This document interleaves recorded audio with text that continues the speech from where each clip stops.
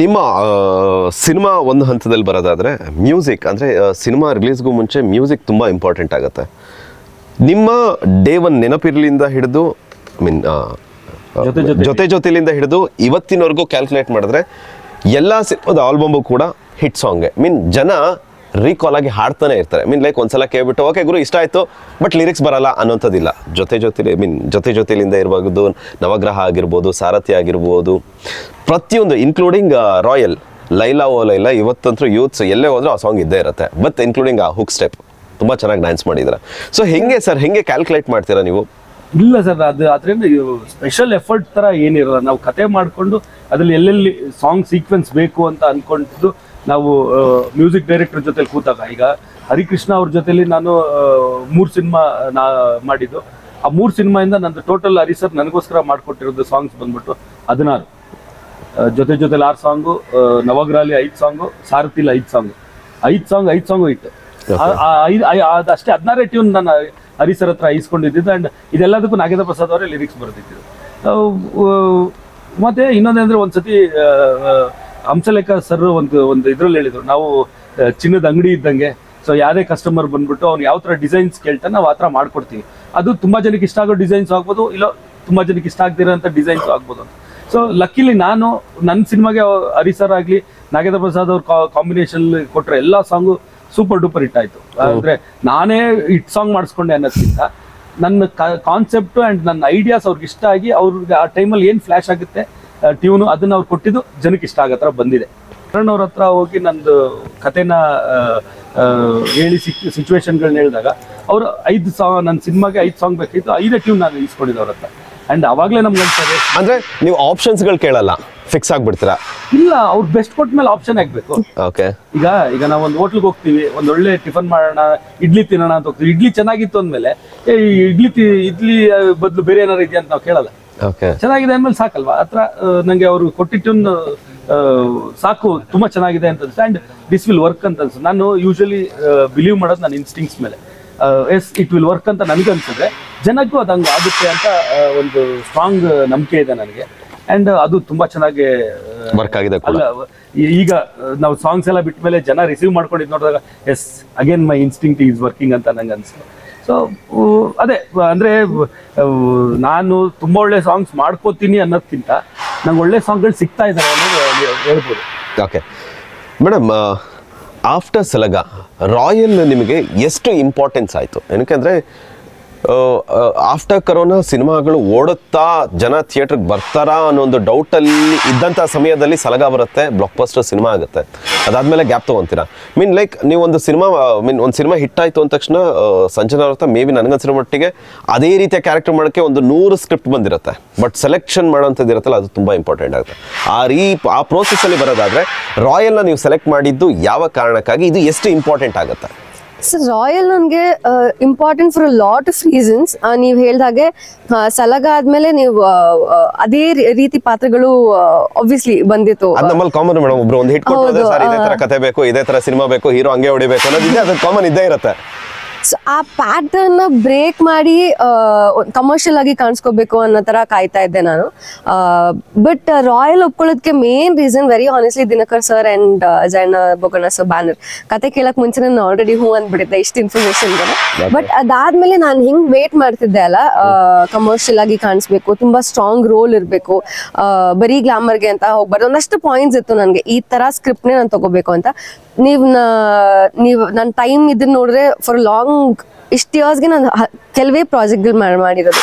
So particular ತರ scripts ಅಷ್ಟೇ ಮಾಡಬೇಕು ಅನ್ನೋ ಒಂದು ತಲೆಯಲ್ಲಿ. ಸೊ ಇದು ಎಲ್ಲಾದು ಪಕ್ಕ ಸ್ಟೇಟಿಗೆ ಬೇರೆ ಹೋಗಿ ಬಂದ್ಬಿಟ್ಟಿದ್ದೀರಾ. ನೀವು ಒಳ್ಳೆ ಕಥೆ ಇತ್ತು, ಸೊ ಹಾಗಾಗಿ ಅಲ್ಲ, ಅದ್ರಲ್ಲಿ ಗುಡ್ಡು ಇದೆ, ಬ್ಯಾಡು ಇದೆ. ಗುಡ್ ಏನಕ್ಕೆ ಅಂದ್ರೆ ಇವ್ರಿಗೆ ಬೇರೆ ಲ್ಯಾಂಗ್ವೇಜ್ ಅವರು ರೆಡ್ ಕಾರ್ಪೆಟ್ ಆಗಿ ಹಾಸ್ತಾ ಇರೋದು. ಬ್ಯಾಡ್ ಏನಕ್ಕೆ ಅಂತಂದ್ರೆ ನಮ್ಮವರು ಬೇರೆ ಲ್ಯಾಂಗ್ವೇಜ್ ಅಲ್ಲಿ ಇದ್ರೆ ನಾವೇನ್ ಮಾಡ್ತಿದೀವಿ?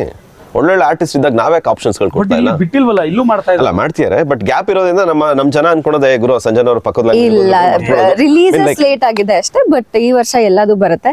ಸೊ ರೀಸನ್ ಅದೇ ರಾಯಲ್ ಒಪ್ಕೊಳ್ಳೋದಕ್ಕೆ. ಅಂಡ್ ನನ್ನ ಪಾತ್ರನೂ ಕೂಡ ತುಂಬಾ ಬ್ಯೂಟಿಫುಲ್ ಆಗಿ ಪ್ರೆಸೆಂಟ್ ಮಾಡಿದ್ದಾರೆ ಸರ್. ಸೊ ಒಂದು ಡಿಫ್ರೆಂಟ್ ಸಂಜನಾನು ನೋಡ್ಬೋದು ನೀವು 2025 ಅಲ್ಲಿ. ಓಕೆ ಸರ್, ನೀವು being a director, being a writer ಆಗಿ ಇರೋದ್ರಿಂದ ಒಂದಿಷ್ಟು ಪ್ರಶ್ನೆ ಕೇಳ್ತೀನಿ. ಒಂದು ಸಿನಿಮಾ ಗೆಲ್ಲಬೇಕು ಅಂದಾಗ ರೈಟಿಂಗ್ ಎಷ್ಟು ಇಂಪಾರ್ಟೆಂಟ್ ಆಗುತ್ತೆ? ಏನಕ್ಕೆ ಅಂದರೆ ಎಷ್ಟೋ ಜನ ರೈಟಪ್ನೇ ಮರ್ತು ಬಿಟ್ಟಿದ್ದಾರೆ ಇವಾಗ. Very important. ರೈಟಿಂಗ್ ಮೇಲೆ ಅಲ್ವಾ ಎಲ್ಲ ಕೆಲಸ ಸ್ಟಾರ್ಟ್ ಮಾಡೋದು ನಾವು. ಈಗ ಹೆಂಗೆ ಅಂದರೆ ಒಂದು ಮನೆ ಕಟ್ಟಬೇಕಾದ್ರೆ ಅಡಿಪಾಯ ಎಷ್ಟು ಇಂಪಾರ್ಟೆಂಟು, ಬೇಸ್ಮೆಂಟ್ ಎಷ್ಟು ಇಂಪಾರ್ಟೆಂಟ್, ಫೌಂಡೇಶನ್ ಎಷ್ಟು ಇಂಪಾರ್ಟೆಂಟು, ಅದೇ ಥರ ಕತೆ is the foundation of the cinema.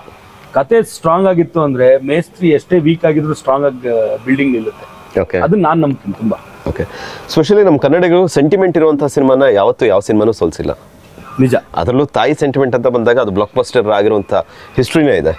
ಎಲ್ಲೋ ಒಂದು ಕಡೆ ಈ ಸಿನಿಮಾದಲ್ಲಿ ಆ ಸೂಕ್ಷ್ಮಗಳು ತುಂಬ ಕಾಣಿಸ್ತಾ ಇದೆ. ಹೌದು, ಓಪನ್ ಆಗಿ ಹೇಳಬೇಕು ಅಂದರೆ Royal is a story about mother and son. ತಾಯಿ ಮಗನ ಕಥೆನೇ ರಾಯಲ್. ಓಕೆ, ಎಕ್ಸ್ಕ್ಲೂಸಿವ್ ಕಂಟೆಂಟ್ ತರ ಬಿಟ್ಕೊಟ್ರೆ ಸರ್. ತಾಯಿ ಮಗನ ಸೆಂಟಿಮೆಂಟ್ ಸಿನಿಮಾ ಅಂತ ಹೇಳ್ತಿದ್ದೀರಾ. ಗಂಡ ಹೆಂಡತಿ ಮಧ್ಯೆ ಇರುವಂತಹ ಸಮಸ್ಯೆಯ ವಿಚಾರವಾಗಿ ಮಗ ಹೋರಾಡೋದಾ? ಅಂದ್ರೆ ನನಗೆ ರಘು ಮುಖರ್ಜಿ ಸರ್, ಛಾಯಾ ಸಿಂಗ್ ಅವರು ಗಂಡ ಹೆಂಡತಿ ತರ ಕಾಣ್ತಾರೆ, ಅವರ ಮಗನಾಗಿ ನನಗೆ ವಿರಾಟ್ ಅವರು ಕಾಣ್ತಾರೆ. ಒಂದಷ್ಟು ಫುಟೇಜ್ ನೋಡಿದಾಗ ಮೇ ಬಿ ನಾನು ರಾಂಗ್ ಇರ್ಬೋದು, ಮೇ ಬಿ ನಾನು ಸರಿ ಇದ್ದು ಕೂಡ, ನಾನು ಸರಿ ಇದ್ರು ಕೂಡ ನೀವು ಅದನ್ನ ರಾಂಗ್ ಅಂತಾನೆ ಹೇಳ್ತೀರಾ ಅಂತ ನನ್ನ ಅನಿಸಿಕೆ. ಸುಳ್ಳು ಹೇಳಲ್ಲ, what you said is wrong. Okay, ಹೌದು, ತಾಯಿ ಮಗನ ಕತೆ, ಗಂಡ ಹೆಂಡತಿ ಮಧ್ಯದಲ್ಲಿ ರಿಫ್ಲೆಕ್ಷನ್ಸ್ ಇರೋದು ಅದು ನಿಜಾನೇ, ಎಲ್ಲ ಕರೆಕ್ಟ್. ಓಕೆ, ಬಟ್ ಒಂದು ಮಗನ ಜವಾಬ್ದಾರಿ ಏನು ಇಂಪಾರ್ಟೆಂಟ್ ಜೀವನದಲ್ಲಿ ಅಂತ ಹೇಳಿದಾಗ ತಾಯಿದು ಆಸೆ, ನಮ್ಮ ಆಸೆನೆಲ್ಲಾನು ಅವ್ರ ಆಸೆನೆಲ್ಲ ಬಿಟ್ಟು ತಾಯಂದಿರು ಮಕ್ಕಳ ಆಸೆಗೋಸ್ಕರ ಜೀವನ ಮಾಡ್ತಾರೆ. ಹೌದು, ಬದುಕ್ತಾರೆ. ಹೌದು, ಅವರು ಮಕ್ಕಳ ಆಸೆಲೇ ಅವ್ರ ಜೀವನ ನೋಡ್ತಾರೆ. ಬಟ್ ಒಬ್ಬ ಮಗ ತಾಯಿ ಆಸೆನ ಪ್ರಯಾರಿಟಿ ಅಂತ ತಗೊಂಡ್ರೆ ಏನಾಗುತ್ತೆ ಅನ್ನೋದು ರಾಯಲ್. ಓಕೆ, ಓಕೆ, ಸಕತ್ತಾಗಿ ಹೇಳಿದ್ರು, ನಂಗೂ ಹಂಗೆ ಅನಿಸ್ತು. ಚೆನ್ನಾಗಿ ಹೇಳಿದ್ರು. ಎಲ್ಲ ಒಂದ್ ಕಡೆ ಸಿಂಕ್ ಆಗ್ತಾ ಇದೆ. Let's see but end of the day yes sir, clue ಮಾತ್ರ ಇರಬೇಕು. ಇಡೀ ಸಿನಿಮಾ ನೋಡ್ಬಿಟ್ರೆ ಥಿಯೇಟರ್ಗೆ ಯಾರು ಬರಲ್ಲ. ಯಾಕಂದ್ರೆ ಎಕ್ಸ್ಪೆಕ್ಟೇಷನ್ ಬಂದಾಗೆ ಥಿಯೇಟರ್ ಮಜಾ ಸಿಗೋದು. ಇವಾಗೆಲ್ಲ ಸಿಕ್ತು ಅಂದ್ರೆ, ಇವಾಗ ಎಲ್ಲಾದ್ರೂ ಸಿಕ್ತು ಅಂದ್ರೆ ಥಿಯೇಟರ್ ಇನ್ನೇನು ಸರಿ ಹೇಳಿದಾರಲ್ಲ ಅದನ್ನೇ ಸಿಂಕ್ ಮಾಡ್ಕೊಂತ ಹೋಗ್ತಾರೆ.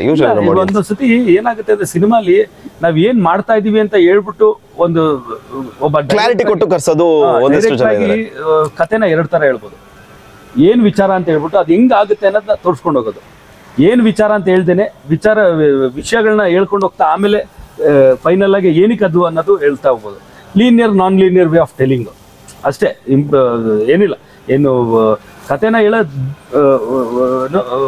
ವೆರೈಟಿ ಚೇಂಜ್ ಆಗ್ಬೋದು ಹೊರತು ಕತೆನೇ ಹೇಳ್ತೀವಿ end of the day. Okay, so ಆ ರೀತಿನಲ್ಲಿ ತಾಯಿ ಮಗನ ಸಂಬಂಧವನ್ನ ಎಳೆಯಾಗಿ ತೋರಿಸುವಂತ ಪ್ರಯತ್ನ ಮಾಡ್ತಿದ್ದೀರಾ. ತಾಯಿಗೋಸ್ಕರ ಏನಾದರೂ ಮಾಡೋದಕ್ಕೆ ಸಿದ್ಧವಾದ್ರೆ ಮಗ ಏನು ಮಾಡಬಹುದು ಅನ್ನೋದು ನಾನು ಈ ಸ್ಕ್ರೀನ್ನಲ್ಲಿ ನೋಡಬಹುದು. ಎಕ್ಸಾಕ್ಟ್ಲಿ. ಓಕೆ, ಜೊತೆನಲ್ಲಿ ಸರ್ ತಾಯಿ ಸೆಲೆಕ್ಷನ್ ಅಂತ ಬಂದಾಗ ಆ ಸೆಂಟಿಮೆಂಟ್, ಐ ಮೀನ್ ಆ ಪರ್ಫಾರ್ಮೆನ್ಸ್ ತುಂಬ ಮ್ಯಾಟ್ರ್ ಆಗುತ್ತೆ. ಏನಕ್ಕೆ ಅಂದರೆ ಆ ತಾಯಿ ಸ್ಕ್ರೀನ್ ಮೇಲೆ ಅಳ್ಚೇಳೆ ಎಂದಾಗ ಒಬ್ಬ ಮಗನಾಗಿ ನಾನು ಅದಕ್ಕೆ ಕನೆಕ್ಟ್ ಆಗಬೇಕು.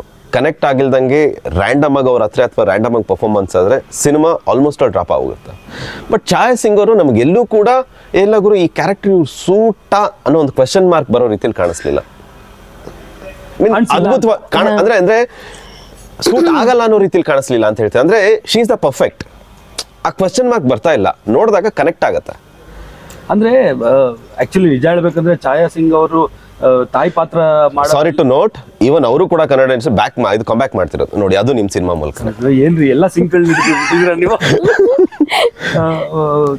ಆಕ್ಚುಲಿ ಛಾಯಾ ಮೇಡಮ್ ಅವ್ರನ್ನ ಕಾಸ್ಟ್ ಮಾಡಬೇಕು ಅಂತ ಅನ್ಕೊಂಡು ಅವ್ರನ್ನ ಫಸ್ಟ್ ಟೈಮ್ ಮೀಟ್ ಮಾಡಿದಾಗ ನನಗೆ ಒಂದು ಬ್ಯಾಕ್ ಆಫ್ ದ ಮೈಂಡ್ ಅನಿಸ್ತು, ಅಲ್ಲ ಇವರು ಈಗಲೂ ಹೀರೋಯಿನ್ ಮಾಡ್ಬೋದು, ಒಪ್ಕೋತಾರ ಈ ಕ್ಯಾರೆಕ್ಟರ್ಗೆ ಅನ್ನೋ ಒಂದು ಡೌಟಲ್ಲೇ ನಾನು ಅವ್ರ ಹತ್ರ ಮಾತಾಡಿದೆ. ಬಟ್ ನಾವು ಹೇಳಿದ್ದು ಕತೆ ಆ್ಯಂಡ್ ಆ ಪಾತ್ರಕ್ಕಿರೋ ವೇಟೇಜ್ ನೋಡ್ಬಿಟ್ಟು ಇಮಿಡಿಯೇಟ್ ಅವ್ರು ಒಪ್ಕೊಂಡ್ರೆ ಇದು ಅಂತ. ಆ್ಯಂಡ್ ನನಗೆ ಯಾಕೆ ಛಾಯಾ ಸಿಂಗ್ ಅವ್ರು ಬೇಕು ಅಲ್ಲಿ ಅನ್ಸೋದ್ರೆ, ರೆಗ್ಯುಲರ್ ಆಗಿ ಮದರ್ ಕ್ಯಾರೆಕ್ಟರ್ ಪ್ಲೇ ಮಾಡೋರು ಬೇಡ ಅಲ್ಲಿ ಅಂತ. ನೀವು ನೋಡ್ಬೋದು ಸಿನಿಮಾಲ್ಲಿ ನೋಡಿದಾಗ ನಿಮ್ಗೆ ಅನ್ಸುತ್ತೆ ಅವರೆಲ್ಲ ಪರ್ಫೆಕ್ಟ್ ಆಗಿ ಕೂತಿದ್ದಾರೆ. ಅಂದ್ರೆ ಅವ್ರ ಪರ್ಫಾರ್ಮೆನ್ಸ್ ಥ್ರೂ ಆ ಕ್ಯಾರೆಕ್ಟರ್ ಅವರೇ ಮಾಡಬೇಕು ಅಂತ. ಈವನ್ ರಘು ಮುಖರ್ಜಿ ಅವರು ಅಷ್ಟೇ ಇದುವರೆಗೂ ಮಾಡದೇ ಇರೋಂಥ ಒಂದು ಪಾತ್ರನೇ ಮಾಡಿರೋದು ಈ ಸಿನಿಮಾಲಿ. ಆ್ಯಂಡ್ ಅದಕ್ಕೂ ಟೈಲರ್ ಮೇಡ್ ಥರ, ಅಂದರೆ ಈ ಆ ಕ್ಯಾರೆಕ್ಟ್ರು ರಘು ಮುಖರ್ಜಿನೇ ಮಾಡಬೇಕು, ಆ ಕ್ಯಾರೆಕ್ಟ್ರು ಛಾಯಾ ಮೇಡಮೇ ಮಾಡಬೇಕು, ಈಗ ಅಚ್ಯುತ್ ಸರ್ ಅದೇ ಅವರೇ ಆ ಕ್ಯಾರೆಕ್ಟರ್ ಮಾಡಬೇಕು ಅನ್ನೋ ರೀತಿಲಿ ಅವ್ರ ಪರ್ಫಾರ್ಮೆನ್ಸಲ್ಲಿ ಅವರು ಕೂತ್ಬಿಟ್ಟಿದ್ದಾರೆ. ನನಗೆ ತುಂಬ ಈಸಿ ಆಗೋಯ್ತು ಅವ್ರ ಥ್ರೂ ನನ್ನ ಕಥೆನ ಹೇಳೋದಕ್ಕೆ.